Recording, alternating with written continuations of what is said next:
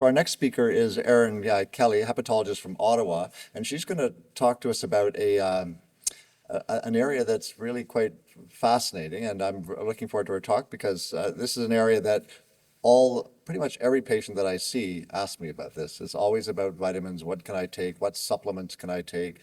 Can I take pain medications? Not so much cannabis, I must say, but I'm very just what you have to say about that.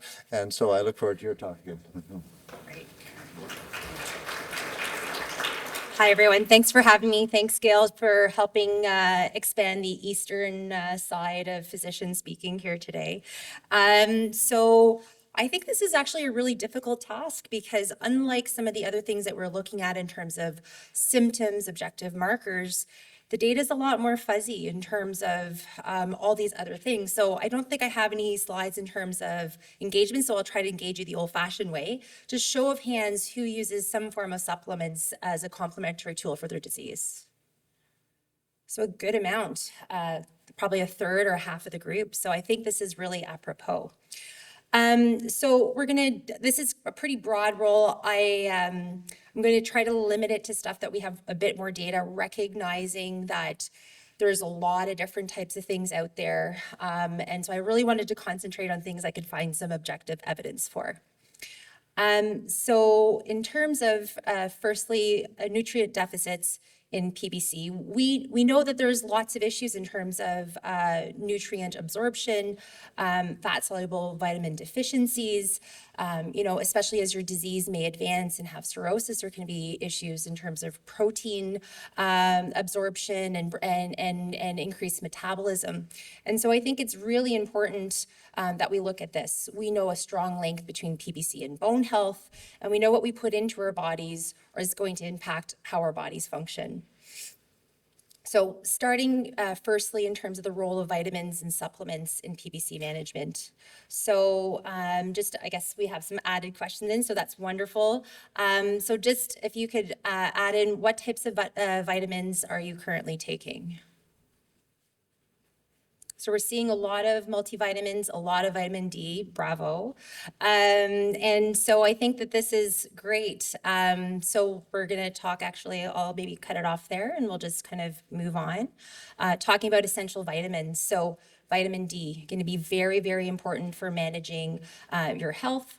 Looking at also B complex vitamins in general are important for overall liver health. The role of vitamin E, there's some evidence to support generalized health and protecting from oxidative stress. In terms of PBC specifically, the data in terms of looking at this is a little bit older. So there was a study from over a decade ago now that looked at nutritional deficiencies in patients with PBC. And actually the number one deficiency that they found in that study was a vitamin A deficiency, followed by a vitamin D deficiency, and less so vitamin E and vitamin K.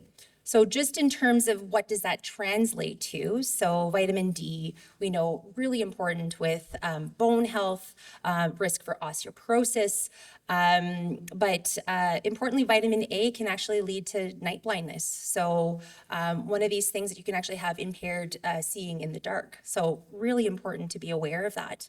Vitamin E and vitamin A, less common, but these are all fat-soluble vitamins. And when there's issues with your bile acids and bile absorption, bile helps us digest fat and nutrients, and if you have impaired bile pool, you're going to have impaired fat absorption, and all the vitamins A, D, E, and K that get absorbed through fat will have impairment, and that's why you lead to these deficiencies. So looking at specifically some data, looking at vitamin D and clinical outcomes, there are some older data looking that there perhaps is a link between vitamin D and disease biology, but it may be more so that bad PBC will have worse fat-soluble vitamin absorption. And so that is kind of the link that we're seeing a sign of poor vitamin D absorption.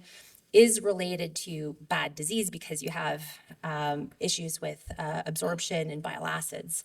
That being said, there has been some data to support that maybe vitamin D supplementation or being able to respond to vitamin D supplementation can impact disease biology to a smaller degree. But I think this is small studies, very, very, take it with a grain of salt.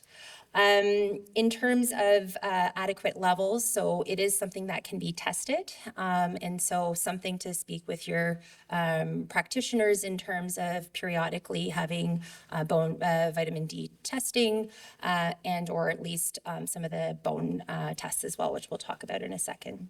So here, in terms of this study from 2006, just specific recommendations in PBC, suggesting for those who are deficient, so this isn't necessarily everybody does not need vitamins A, D, E, and K repletion, but here are some summary guidelines in terms of what the dosings would be should you need it. Moving on to calcium for PBC patients. We have, I think, talked about it a little bit in terms of bone health prior to this, but we know that PBC will impact the bones, leading to worse bone mineral density, increased fragility, higher risk of fractures. We hear not uncommonly that, that was an early symptom that kind of led to a diagnosis of having a fragility fracture in somebody who shouldn't otherwise have risk factors for that. So I think it's really important to be aware. Calcium supplementation for PBC patients is something that's going to be important. And this is something to consider, especially if you're not getting enough in your diet. And the recommended doses, about 1,000 to 1,500 milligrams a day for patients with PBC. So just summary of key points. PBC will impact your fat-soluble vitamin absorption. That will lead to fat-soluble vitamin deficiencies, or it can, especially vitamins A and D. And calcium supplementation also is going to be really important. And also speak with your physicians in terms of, whether it needs to be monitored or what are we going to monitor for symptoms and or for deficiencies. So moving on to the more nebulous world of supplements, which I can tell you are really, really hard to find data specifically for PBC. I have lots of, this is milk, I'm just looking, it says mild thistle, milk thistle in PBC, cardinal sin of a typo. Milk thistle, I see many of my patients on milk thistle. I won't ask for a show of hands, but I'm sure there are some people in this room that are probably on it as well. It's a complementary treatment. There was some decent data for its use in hepatitis C back in the day before we had better treatments for hepatitis C. But actually, if you look for data for milk thistle for PBC, the only thing I could find is something that's now 25 years old, which actually was a negative study. So my own personal opinion is that milk thistle doesn't really do anything. We have far more effective therapies. That being said, I haven't really seen any patients personally run into trouble with milk thistle. And I think part of medicine is a collaboration between two people. And so we have conversations about, what works, what doesn't work, what do we want to try, how do we monitor? And I think for me, that's the big theme, is to be open and open-minded and transparent as well. So moving on to omega-3 fatty acids. There's some lab evidence things more at cell lines and mouse models actually supporting that maybe omega-3 fatty acids do something. There is a recently published abstract that looked at some cell lines at looking at actually, it did improve URSO's response in terms of some inflammatory markers for PBC. That being said, to my knowledge, it hasn't really been studied in a PBC human population. And so to say that even though that there may be some signs that there is some benefit, there's no direct evidence in terms of scientific data supporting its use, but certainly something interesting. You can get omega-3s from your local Costco, et cetera, but you can also get a fair amount of omega-3s in your diet. And here's some examples of some foods rich in omega-3 fatty acids that you can consider. So I think the important in terms of, and I'm just going to stop it there. I know many people are probably using other types of things. There's, not broad data to support. But I think that really just in terms of safety and monitoring considerations is please be open with your physicians, and hopefully your physicians will be open with you. Some of these supplements may be doing something, we don't know. The lack of evidence doesn't mean that there's no benefit, but some of these things can be harmful. And certainly I think every hepatologist in the room has seen patients run into major trouble with supplements as well. And so if you're taking supplements, we need to know about it so we can either monitor with you or help kind of counsel in some of those risks, recognizing that some of those benefit may also have some degree of benefit. Moving on to pain management and PBC. Probably one of the most common things I hear is, well, I have a liver condition, so I can't take Tylenol.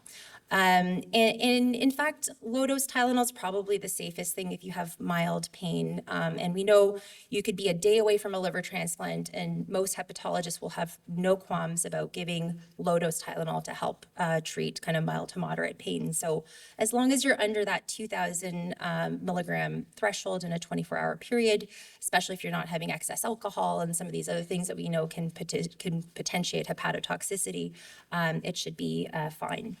NSAIDs, I think you have to be cautious. So these are your aspirin, your Advil, your Motrin, those types of things, because it can be hard on the kidneys. It can also be hard on the gut. Not to say it's going to necessarily do anything specifically for your PBC, but you do have to be careful, and please speak with your practitioners.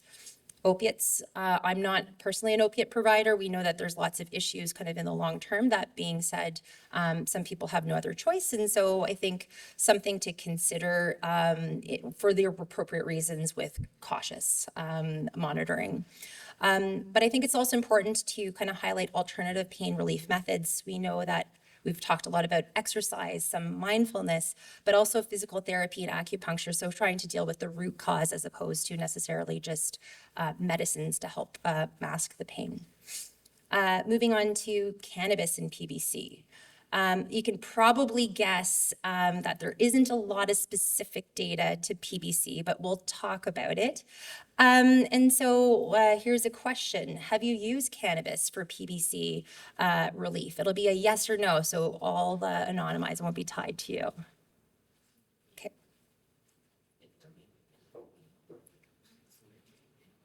So kind of pause there at about, 3/4 no, but a proportion of people, yes. And so I think it's important, I think cannabis in the liver, why might that actually matter? So I actually did my liver fellowship in San Francisco, and perhaps not that surprisingly, we actually did publish a paper on cannabis and liver disease. And there's a little bit of data out there in terms of cannabis and liver disease. So there are two types of cannabinoid receptors, cannabinoid receptor 1 and 2.